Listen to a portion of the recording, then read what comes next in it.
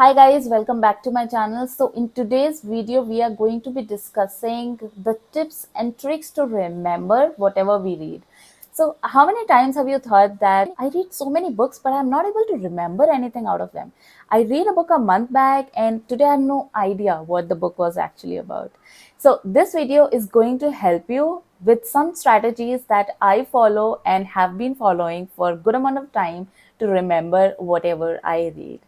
At the end of the video, you will be given a bonus tip that I personally use, which will help you to remember more whatever you want.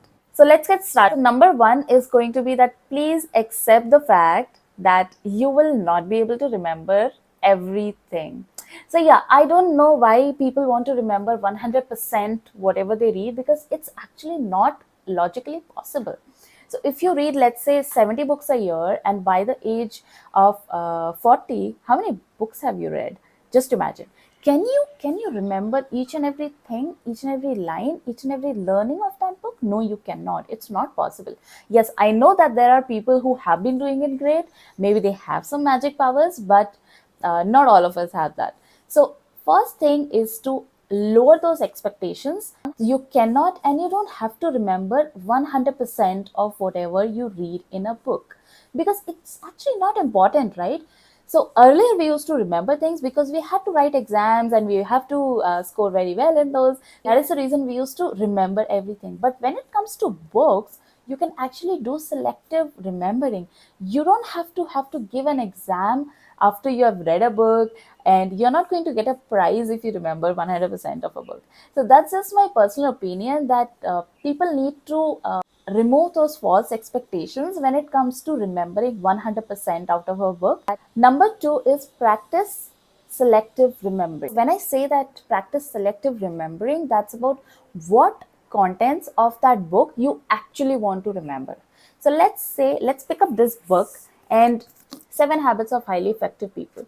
What do you actually want to gain out of this book? There are seven habits. Maybe you have five of them already and you want to emphasize on one particular habit.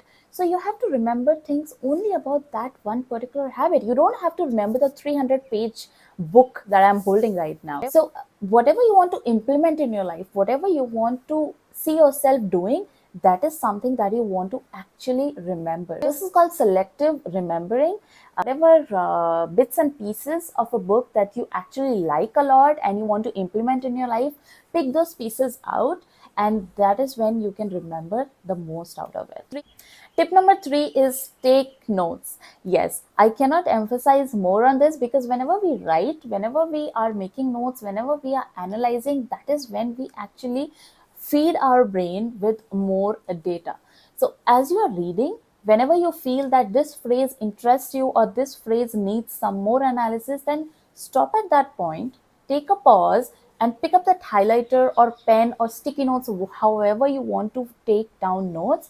Pick those stationery and just go ahead and write that analysis down. That is how you are forcing your brain to think more upon it. And when you think more upon it, that's when it will get stored in your brain for a longer period of time. So if you just glance through the book and if you just read, it's not going to stay longer. When you think upon it, when you are actually analyzing it, when you are cross-referencing the books, that is when it will stay longer in your brain. Another thing you can do is you can take small summaries down. So this is what I do. I do take notes while I'm reading, with sticky notes and highlighters and everything. But at the end of every chapter, it's important that you are summarizing whatever you read, because that is like revising.